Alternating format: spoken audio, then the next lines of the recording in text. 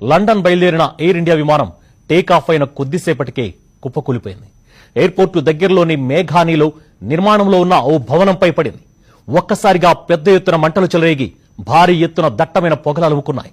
Takeoff అయిన నిమిషాల వ్యవధిలోనే ఇంజన్ ఫెయిల్ అవడంతో 650 అడుగుల ఎత్తు నుంచి కుప్ప కూలిపోయింది. ఈ విమానంలో 230 మంది ప్రయాణికులు ఉండగా 2 పైలట్లు, 10 మంది క్యాబిన్ క్రూ ఉన్నారు. మృతుల సంఖ్య భారీగా ఉండవచ్చని తెలుస్తోంది. దిల్ కే మందిరోं में तेरा दीप जल रहा